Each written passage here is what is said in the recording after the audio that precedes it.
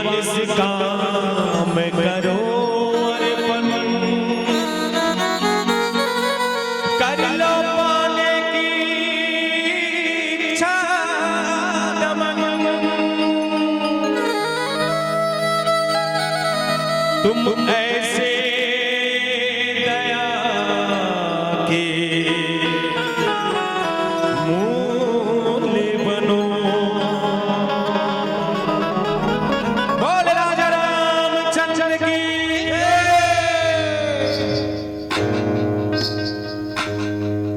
सबरिया जामिल गणी का लतारे, तर के सदने कसाई। तोरे भक्ति ला माहू करते हो, सुन ले रघुराई।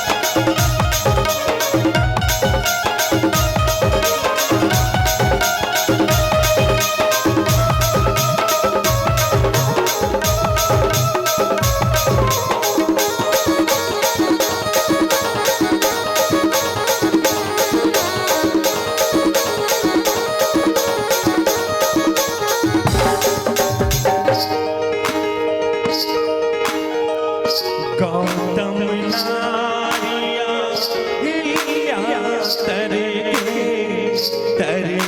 मीरा बाई।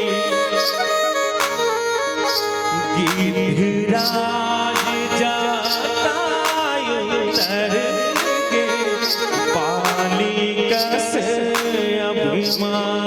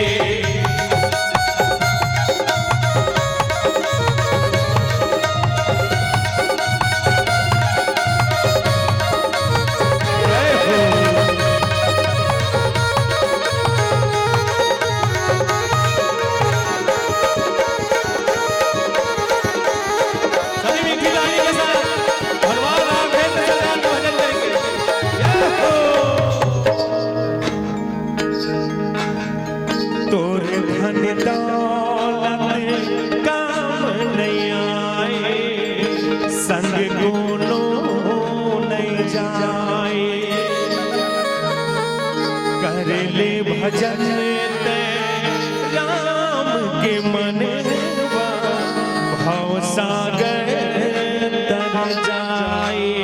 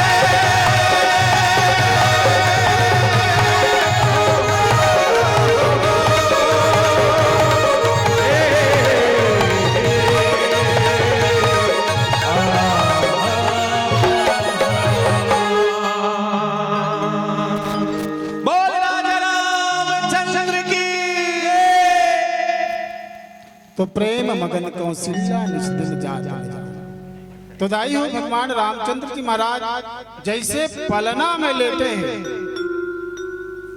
ओकर बाल लीला के यहीं से प्रारंभ है ना।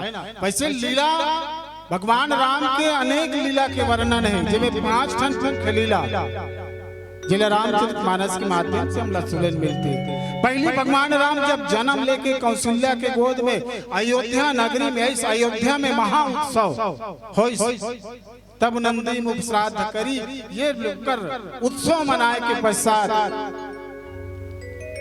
एक लीला पहली बाल लीला भगवान राम की पहली बाल लीला के वर्णन है। तेकर पश्चात विवाह लीला